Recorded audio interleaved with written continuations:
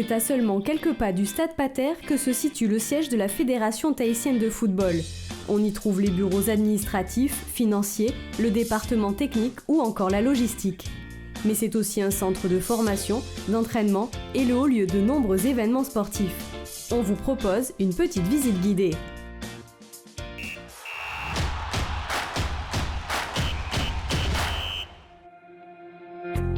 Ce que vous voyez ici, c'est 15 ans de projet. Si à un moment donné on veut progresser, il faut qu'on se donne les moyens. Et là, la Fédération tahitienne de football a fait en sorte de mettre en place des projets sur du moyen terme. Et vous avez le résultat ici aujourd'hui.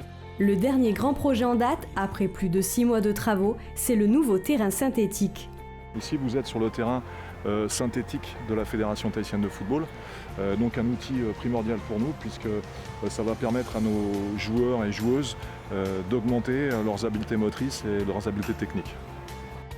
Une belle opportunité. De plus, bien entretenu, ce terrain synthétique présente encore de nombreux avantages. On peut s'en servir par tous les temps, une herbe toujours parfaite et un terrain ultra modulable. Conséquence, ils sont nombreux à s'y entraîner, à commencer par les sélections et les sections sportives. On y retrouve aussi les actions techniques, les entraîneurs en formation et même certains matchs de club. Au football à 11, on joue dans ce sens-là, et donc là, il va falloir regarder les lignes blanches qui délimitent certaines parties du terrain, et notamment la surface de réparation. Et vous avez ces lignes bleues, et là, on va jouer dans le sens transversal, pour le foot à 8 par exemple. En termes de motivation du joueur, que ce soit des sélections ou des sections sportives, il va y avoir cette motivation supplémentaire de jouer sur un bon terrain et de faire des belles choses dessus. Juste à côté, le terrain naturel, exploité pour des ateliers de vitesse, de coordination ou des jeux par exemple.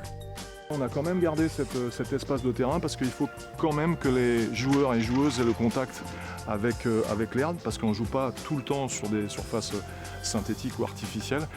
Un peu plus loin, avec son sable blanc, c'est le terrain dédié au beach soccer.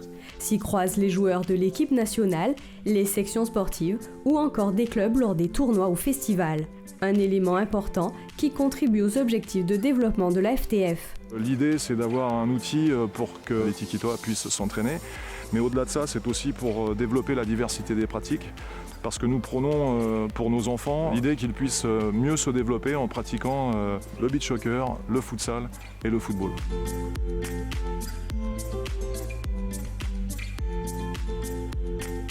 Ce qui est important, c'est d'avoir une certaine qualité de sable. Il y a des niveaux de qualité de sable. Et puis c'est l'entretien aussi. Il faut remuer, aérer le sable pour qu'on puisse s'enfoncer et qu'il y ait des rebonds, etc. Donc il y a quand même un entretien dessus. Primordial, l'entretien de tout le site est assuré par le service logistique. 3 agences y affaires, encadrés par leurs responsables. La priorité, bien sûr, c'est la propreté du centre technique. L'entretien des différents terrains, oui, mais pas que. Peinture, soudure, bricolage divers et variés, les compétences requises sont larges. C'est de la polyvalence, on est très polyvalent.